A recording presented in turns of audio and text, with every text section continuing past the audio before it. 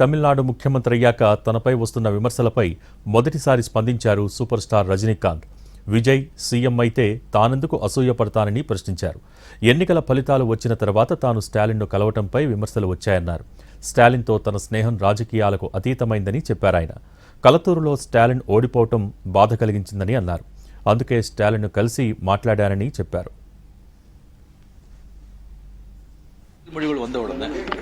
நான்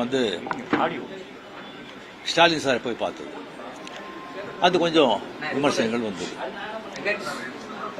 ஸ்டாலின் சார் அவர்களே என்னுடைய 38-40 ஆண்டு நண்பர். எங்களுடைய நட்பு கொள்கைகள் அரசியலுக்கு அப்பாற்பட்டது. ஜனநாயகத்தில் தோல்வி வெற்றி சகஜம். இருந்தாலும் ஸ்டாலின் அவர்கள் அந்த குளத்தூரில் தோத்தது எனக்கு கொஞ்சம் சங்கடமாக இருந்தது. அதுக்காக ஒரு நண்பனுங்கிற முறையில், நட்பு முறையில் அவரை போய் நான் பார்த்தேன். அதுக்கு நான் இங்கே விஜய் சிஎம் ஆகக்கூடாது, பவர் வரக்கூடாது, அதை தடுக்கிறதுக்கு ரஜினி அங்கே போயிருக்காங்க. வேற ஏதோ 2 பெரிய பார்ட்டியை சேர்க்கணும்னு சொல்லி பேசுகிறாங்க அப்படின்னு.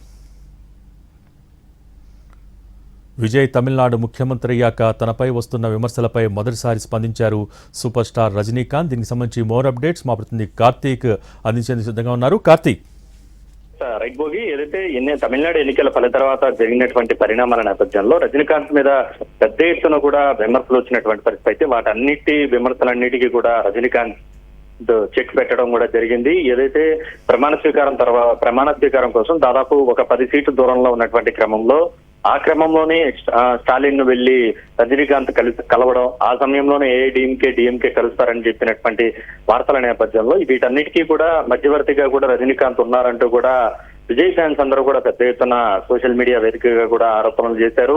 పెద్ద ఎత్తున ఆయనకు వ్యతిరేకంగా కూడా పోస్టులు పెట్టినటువంటి పరిస్థితి. అదే సమయంలో ఆయన ఒక బెంగళూరు ఎయిర్పోర్ట్ కు వెళ్తున్నటువంటి క్రమంలో కూడా అనుకోని విధంగా కూడా ఒక వ్యక్తి సెల్ ఫోన్ లో తీస్తూ విజయ్ ముఖ్యమంత్రి అయ్యారు కదా ఏమంటారంటే సైలెంట్ గా వెళ్ళిపోవడం కూడా జరిగింది. సో దీని మీద కూడా ఆయన ఒక క్లారిటీ ఇచ్చేటువంటి ప్రయత్నం చేశారు. అతను మీడియా ప్రతినిధి కాదు, ఎవరో ఫోన్ ఎత్తుకొని వచ్చి ఏమడుగుతున్నారో కూడా తెలియదు అంటూ కూడా చెప్పినటువంటి పరిస్థితి. విజయ్కి నాకు ఒక జనరేషన్ గ్యాప్ ఉంది, దాదాపు 28 సంవత్సరాలకు పైగా కూడా తేడా ఉంది. నేను అసలు రాజకీయాల్లో లేను, నేను రానని కూడా ఇంతకు ముందుగానే ప్రకటించాను. ఇలాంటి పరిస్థితుల్లో విజయ్ మీద నాకెందుకు అసూయ ఉంటుందంటూ కూడా ఆయన తన మొత్తం ఈ వ్యవహారానికి సంబంధించి ఒక క్లారిటీ ఇచ్చేటువంటి ప్రయత్నం చేశారు. ముఖ్యంగా నాకు విజయ్ సీఎం అయినందుకు అసూయగా లేదు, కానీ ఒకవేళ తన తోటి స్నేహితుడిగా ఉన్నటువంటి కమలహాసన్ అయి ఉంటే మాత్రం అసూయ పడేవాడినంటూ కూడా చెప్పినటువంటి పరిస్థితి. అంటే ఒక రకంగా ఒక జనరేషన్ గ్యాప్ ఉంది, నేను ఎందుకు బాధపడతాననేటువంటి విషయాన్ని చాలా స్పష్టంగా చెప్పారు. దాంతో పాటు ఎన్టీఆర్, ఎంజీఆర్ కంటే కూడా అత్యధిక స్థాయిలో, ఒక రికార్డు స్థాయిలో ఆయన గెలవడం కూడా జరిగింది.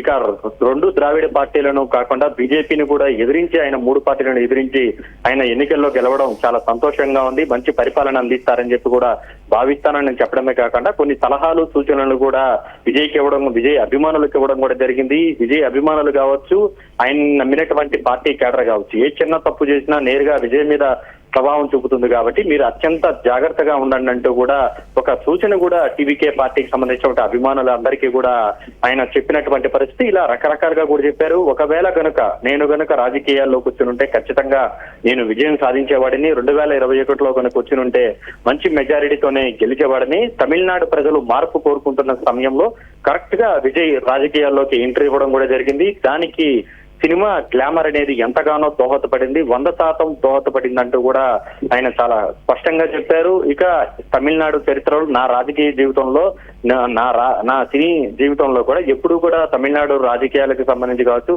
ప్రమాణ స్వీకారానికి నేను ఎప్పుడు హాజరు కాలేదు. ఒకే ఒకసారి, అది కూడా జయలలిత ప్రమాణ స్వీకారానికి మాత్రమే హాజరయ్యాను, అది కూడా ఆమె కోరిక మేరకు హాజరయ్యాను అంటూ కూడా దానికి కూడా క్లారిటీ ఇచ్చారు. ఇలా గత 10-15 రోజులుగా జరుగుతున్నటువంటి అన్ని ఆరోపణలకు సంబంధించి, అన్ని విమర్శలకు సంబంధించి రజనీకాంత్ ఒక క్లారిటీ ఇచ్చేటువంటి ప్రయత్నం చేశారు.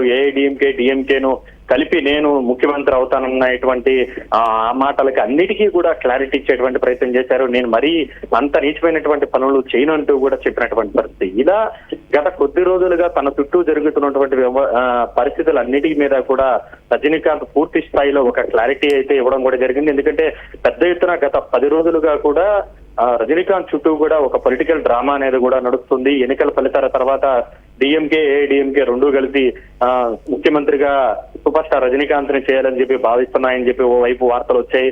దానికోసం ఆయనే స్వయంగా రంగంలో దిగి చర్చలు జరుపుతున్నారనేటువంటి చర్చలు కూడా వచ్చాయి. ఇలాంటి రకరకాల రూమర్లన్నిటి ప్రభావం అయితే రజనీకాంత్ మీద తీవ్ర స్థాయిలో పడింది. అందుకే ఆయన ఈ విధంగా మీడియా ముందుకు వచ్చి చెప్పడం కూడా జరిగింది. చివరిలో ఆయన సినిమా డైలాగ్ ఆయనే ప్రస్తావించడం కూడా జరిగింది.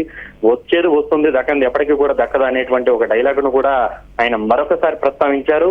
అయితే విజయ్ ని అభినందనలు తెలుపుతూనే కొన్ని సలహాలు సూచనలు ఇచ్చారు. అదే విధంగా నేను రాజకీయాల్లోకి వచ్చింటే కూడా అంతకు మించినటువంటి మెజారిటీతో గెలిచేటువంటి అవకాశాలు ఎక్కువగా ఉన్నాయి అనేటువంటి అభిప్రాయాన్ని కూడా వ్యక్తం చేశారు. Thank you Karthik.